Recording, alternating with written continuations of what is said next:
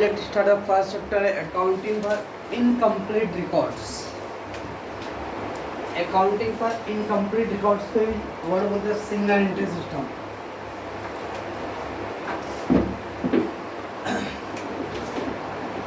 So what is a single entry system and पहले मानो ना सिंगल एंट्री सिस्टम क्या होता है. 12th में था single entry.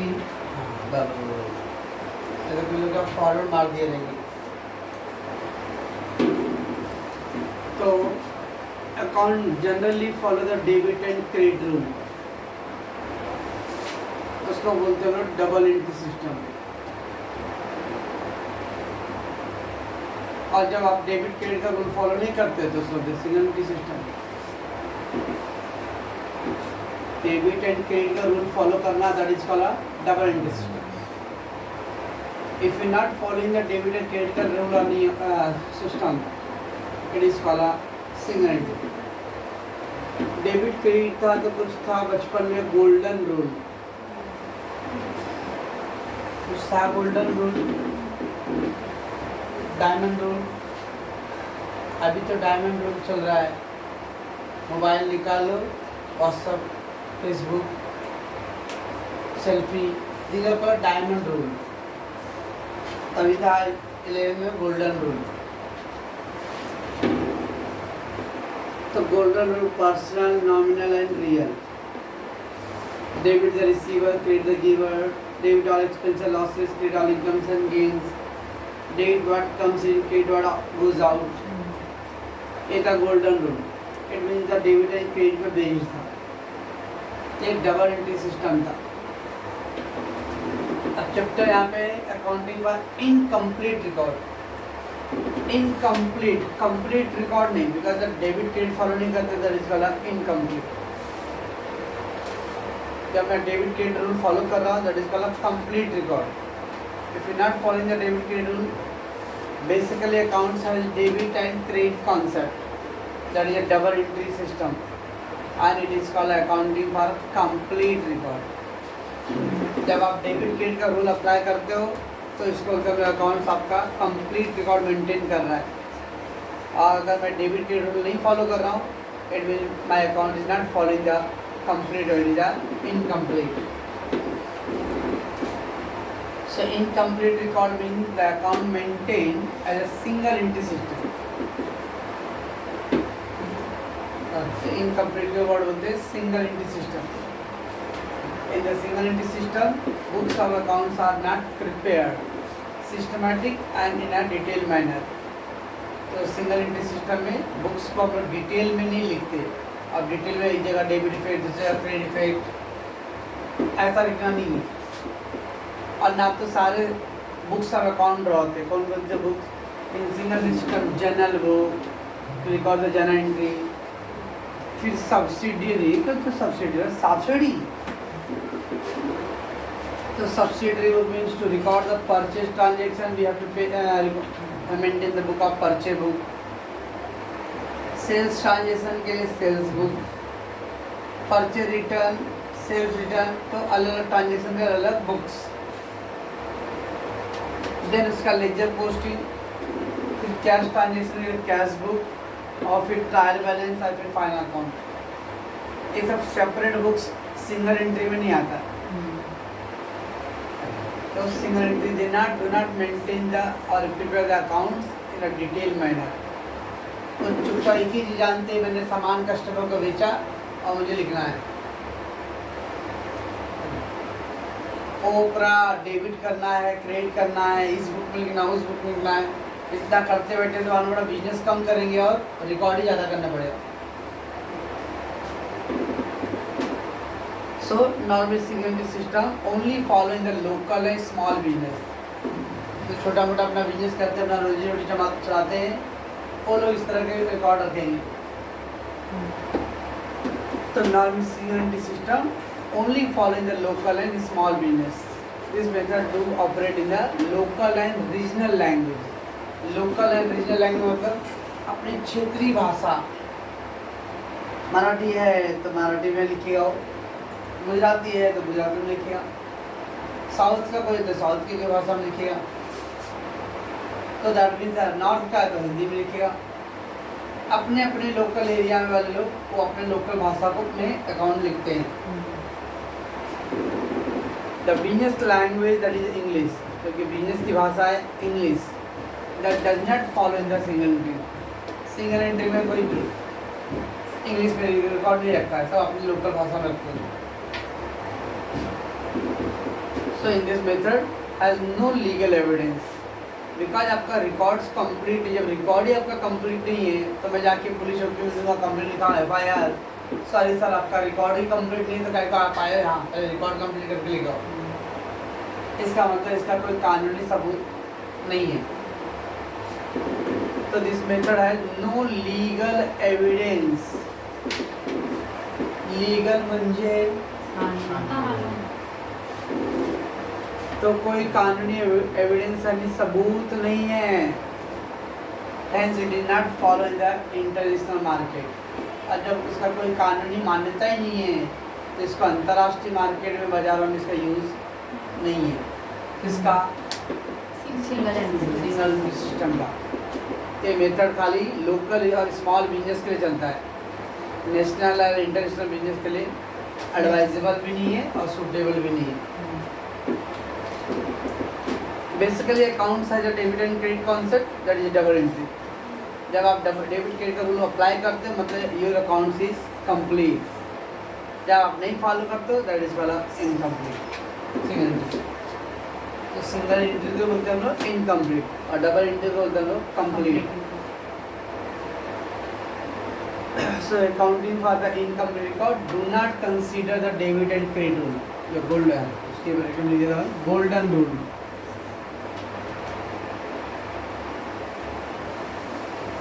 So debit the receiver, credit the giver, debit वाला रूल जो गोल्डन रूल था they are not following।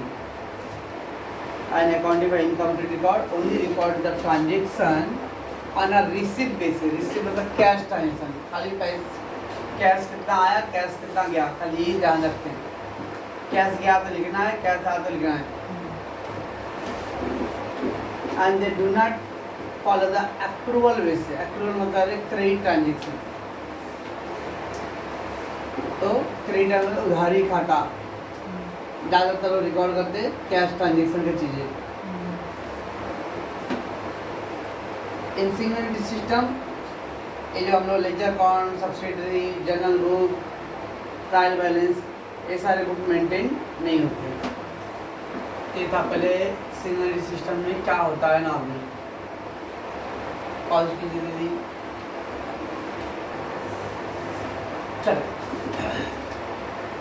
Normally single system जो होता है वो लेस एक्सपेंसिव होता है। अब क्यों लेस एक्सपेंसिव? एक्सपेंसिव नहीं खर्चा। हाँ क्या बोली?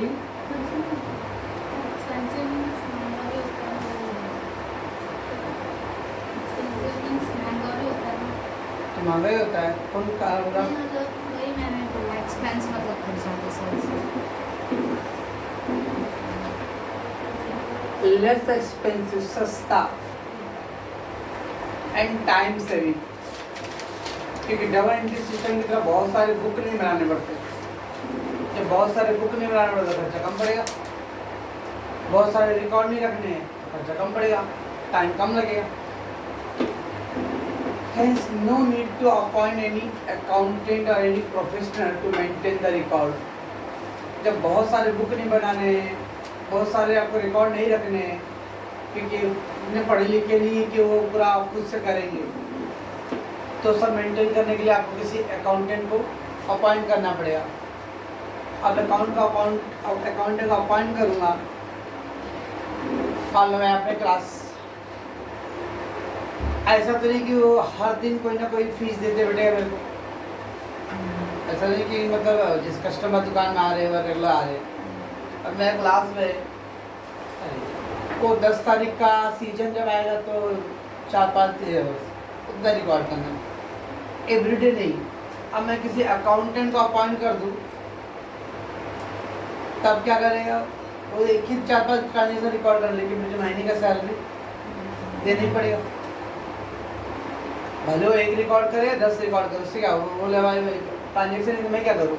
मेरे को तो अपॉइंट किया तो आपको देना पड़ेगा सैलरी। तो द एनी अकाउंटेंट प्रोफेशनल जो है मेंटेन ऑल द रिकॉर्ड्स। तो आपको किसी अकाउंटेंट और प्रोफेशनल को अपॉइंट करने की जरूरत नहीं पड़ेगा, क्योंकि इसमें आपको डिटेल इंफॉर्मेशन रखने की जरूरत नहीं है सिंगल एंट्री में। जिस तरह से अकाउंटेंट का सैलरी का खर्चा बच जाएगा, सेपरेट बुक मेंटेन करो तो उसका खर्चा बच जाएगा। ना हमें घर पे कलर करना रहे, खुद से करना है तो गया, जो कलर का पेंटिंग करना है वो लेके आया और कर दिया। और किसी को अपॉइंट करो तो खर्चा तो होता ही है, फिर अपना उसका जो नखड़े जो ज़्यादा है इंग्लिश बोलने वाला, ये ला के दो, वो ला के दो, फिर 10 मिनट बाद ये ला के दो, फिर इसमें फिर ये ला के दो, वो दुनियादारी सब करेगा वो। खुद से करना है तो सब कुछ नहीं भाई, कर दिया हो गया। लेकिन वो उसको करने बोलेंगे तो दैट मीन्स ए। सिमिलरली अगर अकाउंटेंट को अपॉइंट कर रहा हूँ तो अकाउंटेंट को क्या क्या बुक लगेगा, क्या क्या स्टेशनरी यूज सब मंगवाएगा, तो खर्चा आपका बढ़ेगा। इसलिए सिंगल सिस्टम ऐसा कुछ करने की जरूरत नहीं है। तो ये क्या है, लेस एक्सपेंसिव हो जाता है और टाइम भी कम लगता है। एक उसका फायदा है, बट प्रॉब्लम क्या है, इसका कोई लीगल अकाउंट नहीं है। जैसे अभी कल हम लोग टैक्स में चर्चा करते थे टीवा वाले में कि सर जो लोग फीस नहीं दिए तो उनका टैक्स मत भरो, क्योंकि आप लोग टैक्स जीएसटी पढ़ रहे हो लोग, तो पैसे लेके जीएसटी का मतलब कस्टमर से टैक्स लेके ही देना है गवर्नमेंट को। तो आप भी बच्चों से फीस लेके ही दोगे, मतलब टैक्स। 100 रुपये का सामान खरीदा, 15 रुपये जीएसटी, तो आपको 115 देना है। डीमार्ट गए हो, डीमार्ट ना बड़का सा चिट्ठी भेजता है, देता है, ऊपर सामान का पूरा डिटेल, फिर नीचे दिया रहेगा CGST SGST का पूरा डिटेल, फिर ग्रैंड टोटल कितना। तो सामान का दाम भी देना है और प्लस GST का पैसे देना है। वैसे ही सर्विस सेक्टर में भी मैं बच्चों से फीस भी लूँगा प्लस GST भी। अब बात है कि पाइपलाइन में पहले लोग मेरा फीस ही दे रहे थे, GST क्या देंगे आपको नहीं, मैं बता रहा था। नहीं तो आप लोग मिलकर बोल रहे हैं, आप लोग क्यों बोलो खड़े अकेले को, जिस टॉपिक पे बता रहा हूँ। तो दैट इज द प्रॉब्लम्स।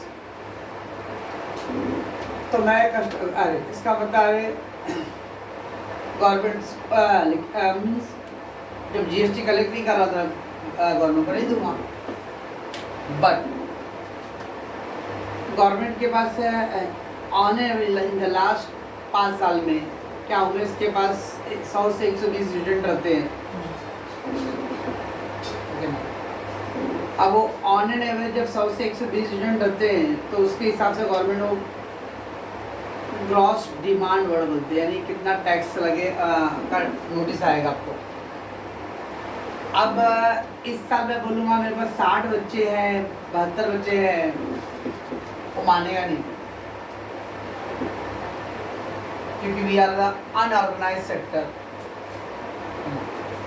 तो दैट मीन्स अगर वो आपको टैक्स भरने हैं वो 100 देगा। जैसे लाइट बिल, गांव चले जाओ तो भी लाइट बिल आते रहता है, वो एवरेज भेजेगा, ठीक है ना। वो ऐसा हर घर जा के देखेगा नहीं, वो एवरेज बिल भेज देगा। हाँ 3 महीने का आपका एवरेज 400 रुपये पड़ता था, इस महीने भी 400 आएगा, भले आपने 400 ज़्यादा यूज़ किया हो या फिर 400 से कम यूज़ किया हो, नाम में एवरेज बिल आएगा। ये प्रॉब्लम होता है डबल एंट्री सिस्टम में, I mean single entry system में। सिंगल एंट्री सिस्टम का कोई कानूनी एविडेंस नहीं है, तो अगर मैं कंप्लेंट भी करने जाऊँगा तो कोई मतलब नहीं निकलेगा। वो एक नेगेटिव एस्पेक्ट है। पॉजिटिव ये क्या है कि मुझे किसी को अपॉइंट नहीं करना है तो खर्चा मेरा बचेगा, और नेगेटिव है कि अगर मेरा बैड डेप्स हो गया, कोई कस्टमर लेके पैसे भाग गया तो मैं कोई कंप्लेंट नहीं कर सकता। That is a problem. Normally single system they record all the transaction at one place in one book.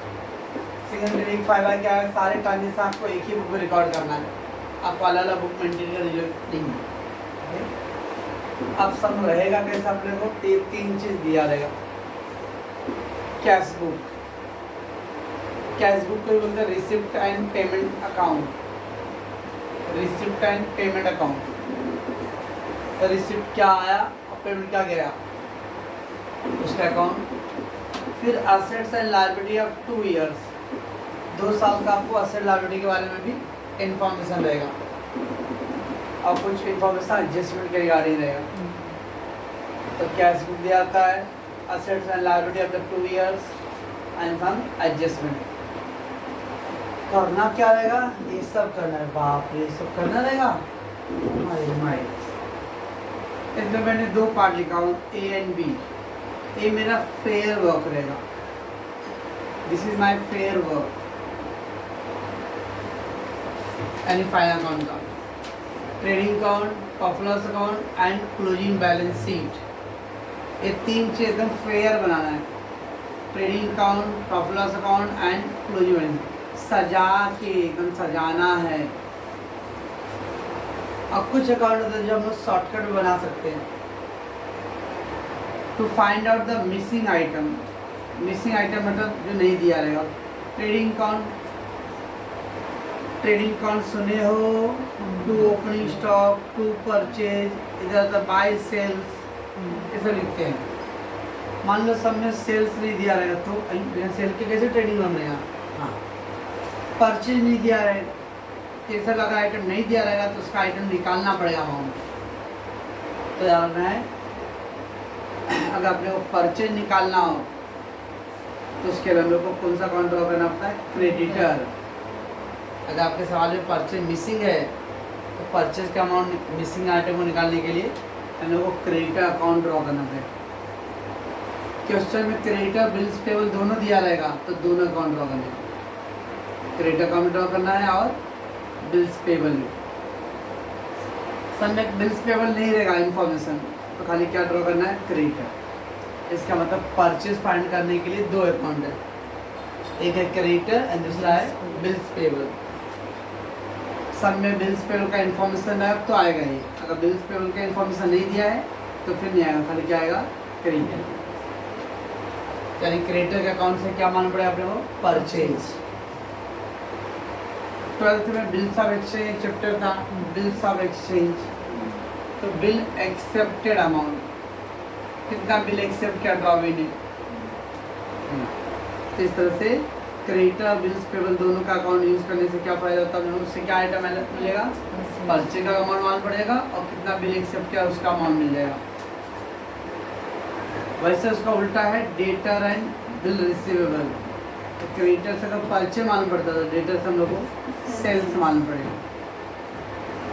और बिल रिसीवेबल से आ रहे बिल ड्रॉन अमाउंट, ड्रॉवर ने कितना बिल ड्रॉ किया रहेगा। तो creditor and bills payable, question read कर रहा हूँ, देख रहा हूँ बिल्स पेबल का भी इंफॉर्मेशन दिया है तो फिर ये दोनों अकाउंट आएगा। क्रेडिटर और बिल रिसीवेबल का इंफॉर्मेशन दिया है तो फिर दोनों आएगा। सम पढ़ रहा हूँ लेकिन बिल रिसीवेबल बिल्स पेबल नहीं दिया हुआ है तो फिर ये नहीं आएगा, क्या आएगा, खाली क्रेडिटर एंड डेटर। क्रेडिटर से purchase and from debtors we will get the sales. Then opening balance sheet, दो बैलेंस शीट, यस, एक है क्लोजिंग बैलेंस शीट, एक है opening balance sheet. By opening balance sheet हम लोग को कैपिटल फंड का आंसर आता है। ओपनिंग बैलेंस शीट ड्रॉ करेंगे तो हम लोग को कैपिटल फंड का आंसर आएगा। अब बैलेंस शीट ड्रॉ कर रहे हैं हम लोग, बैलेंस शीट ड्रॉ कर रहे हैं, बैलेंस में यहाँ क्या लिखते हैं हम लोग, कैपिटल, और कैपिटल ही मिसिंग है तो उसके लिए कौन सा अकाउंट ड्रॉ करना है, ओपनिंग बैलेंस शीट। देन यहाँ पे लिखा कैश बुक दिया है, कभी कभी कैश नहीं दिया रहेगा तो कैश में अकाउंट ड्रॉ करके हम लोग को क्या मिलेगा, कैश परचेज या कैश सेल। अगर कोई नकदी खाते में ट्रांजेक्शन हुआ रहेगा तो कैश परचेज, कैश सेल। तो कैश परचेज निकालना है तो कैश बुक ड्रॉ करना पड़ेगा, कैश से निकालना तो भी तो कैश परचेज, क्या यानी कोई भी कैश ट्रांजेक्शन निकालना हो तो उसके लिए कैश बुक यानी कैश बैंक अकाउंट। कभी कभी कोई मशीन दिया हुआ है लेकिन मशीन का अमाउंट गायब है, यानी मशीन तो है लेकिन मशीन गायब है तो फिर उसके लिए कौन सा अकाउंट होगा, मशीन अकाउंट ड्रॉ करेंगे। फर्नीचर दिया लेकिन फर्नीचर का अमाउंट गायब कर दिया है तो फर्नीचर अकाउंट ड्रॉ करेंगे। तो assets account for purchase of fix assets. ये सब अकाउंट ड्रॉ करना पड़ता है, डेटा जो मिसिंग है उसको निकालने के लिए। परचेज निकालने के लिए क्रेडिटर्स, और कभी कभी बिल्स पेबल दोनों साथ में। क्रेडिटर बिल्स पेबल का अमाउंट पड़ेगा अपने को परचेज एंड बिल्स एक्सेप्टेड का अमाउंट। डेटर और बिल रिसीव्स का अमाउंट पड़ेगा सेल्स और बिल ड्रॉ का अमाउंट। ओपनिंग बैलेंस के थ्रू कैपिटल फंड आता है। कैश में अकाउंट ड्रॉ करेंगे तो उससे अपने कैश परचेज कैश सेल का ट्रांजेक्शन मिलता है। And for assets account we get the purchase of fix asset, purchase और sale, purchase of fix asset या सेल ऑफ फिक्स एसेट्स। तो नॉर्मली हम लोग को 3 तो हो गए और 4-5 अकाउंट इधर, 7-8-9 अकाउंट बनाना पड़ेगा। बस और कीजिए तो so there is entry first है क्रेडिट सेल्स। अब क्रेडिट सेल मतलब उधारी खाते में बेचा, सामान जा रहा अपने पास और जिसको हम लोग उधारी खाते में बेचते हैं उसको बोलते हैं डेटर। तो there is a debtor account debit to sales because the goods is going out हो रहा है, गुड्स जा रहा है अपने पास। इसको दिया कस्टमर को, कस्टमर मतलब डेटर, तो debtor account debit to sales. तो क्रेडिट सेल्स का एंट्री हो गया डेटर टू सेल्स। बस एकदम छोटा छोटा प्यारा प्यारा एंट्री। अब एक क्रेडिट सेल था, उसका अपोजिट है क्रेडिट परचेज। सेल में बेचा था और परचेज में खरीद रहा हूँ। गुड्स सोल्ड क्या तो गुड्स जा रहा था, खरीद रहा था, goods is coming in, sorry यहाँ पे ज़्यादा क्रेडिटर ही। तो purchase account debit to creditors, sold के लिए डेटर टू सेल्स और परचेज क्या तो purchase account debit to creditors. तो परचेज का रिलेशन क्रेडिटर्स होता है एंड सेल्स का रिलेशन डेटर के साथ। सेल क्या तो गुड्स गोज आउट, तो डेटर टू सेल्स। परचेज क्या तो goods is coming in, purchase to creditors. एक क्रेडिट ट्रांजेक्शन। अभी क्या है कैश सेल। कैश सेल मतलब कैश बेचा, 500 का नोट ले लो, 500 का नोट। कैश सेल मतलब गुड्स बेचा अगेंस्ट कैश, पैसे में बेचा, नकदी खाता। कैश सेल मतलब पैसा नहीं बेचा, सामान बेचा पैसे के अगेंस्ट में। तो कैश सेल हो रहा है तो गुड्स तो जा रहा है मेरा, लेकिन बदले में क्या आ रहा है कैश आ रहा है। यहाँ पे था क्रेडिट सेल, उधारी खाता था, और ये अभी नकदी खाता। तो गुड्स सोल्ड कर रहा है तो गुड्स इज गोइंग आउट और what is coming in cash, तो cash account debit to sales. तो cash bank account debit to sales, goods is going out and cash is coming in. तो sales का 2 entry, credit sale का और एक cash sale का। वैसे cash purchase. अब कैश परचेज होता क्रेडिट परचेज और कैश में। कैश परचेज मतलब सामान खरीद रहा हूँ और क्या दे रहा हूँ कैश दे रहा हूँ। तो क्या सामान खरीदा तो गुड्स इज कमिंग इन और कैश दे रहा तो cash goes out, purchase to cash bank. तो 2 ट्रांजेक्शन है सेल्स का, एक कैश सेल है और एक क्रेडिट सेल। डबल ट्रांजेक्शन है परचेज का, एक क्रेडिट परचेज और एक कैश परचेज। चलो तो अब मान लो किसी ने 2 लाख का क्रेडिट सेल किया और 1 लाख का कैश सेल किया, तो टोटल सेल कितना किया उसने 3 लाख का। क्रेडिट से उधारी खाते में 2 लाख बेचा और नकदी खाते में 1 लाख बेचा, तो टोटल 3 लाख का सोल्ड किया उसने। तो total sale equal to credit sale plus cash sale. दे रहे टोटल परचेज वैसे ही credit purchase plus cash purchase, तो दिखने में लग रहा है 8। एक एक जैसा ही 2-2 एंट्री है, तो 4 ही है। क्रेडिट सेल है उसका जैसा अपोजिट है क्रेडिट परचेज। कैश सेल है तो उसका अपोजिट है कैश परचेज। टोटल सेल का फार्मूला है credit sale plus cash cell, तो टोटल परचेज फार्मूला आ जाएगा credit purchase plus cash purchase. ना जब उधारी खाता बेचा तब कस्टमर से पैसे कलेक्ट करना पड़ेगा, कलेक्शन फ्रॉम डेटर। डेटर से पैसे कलेक्शन करना पड़ेगा, तो डेटर से पैसे कलेक्ट कर रहा है तो पैसे आ रहा है, तो कैश में अकाउंट डेबिट कौन दे रहा है debtor, debtor account credit giver. Collection from debtor, तो डेटर से पैसे मिला तो कैश में अकाउंट डेबिट टू डेटर। और इसका अपोजिट अब उधारी खाते में खरीदा था तो उसको पेमेंट करना पड़ेगा, तो payment to creditor, creditor account debit to cash में अकाउंट। ये दो इंट्री एक साथ हो गया। तो collection from debtor, cash is coming in, payment to creditor, cash is going out. क्या है इसमें चमकते तो बोल रहे चू कैश, उसका क्या है सेल्स। अब यहाँ पे सामान बेचा था, अब रिटर्न कर रहा हूँ मैं, सेल्स रिटर्न। जस्ट इस ट्रांजेक्शन में उल्टा हो गया, जब डेटर टू सेल्स है अब ये उल्टा हो गया तो sales to debtor, sales to debtor. अरे आगे ऐड हो गया वर्ड रिटर्न। क्रेडिट सेल का एंट्री था डेटर टू सेल, बेचा तो डेटर टू सेल्स और वापस दे रहा है तो उल्टा कर दो, सेल्स रिटर्न टू डेटर। वैसे एक ट्रांजेक्शन में अपोजिट है। परचेज किया तो purchase to creditor, purchase to creditor, अभी रिटर्न दिया purchase return, creditor to purchase return. Goods sold किया था तो डेटर टू सेल था तो उसका रिटर्न किया तो sales return to debtor. Goods purchase किया तो परचेज टू क्रेडिटर, अब रिटर्न करना तो क्रेडिटर टू परचेज। ओके, ये अभी पहले बेसिक एंट्रीज हो गए। आगे अभी बिल्स ऑफ एक्सचेंज चैप्टर का एंट्री रहेगा। इतना पढ़िए तो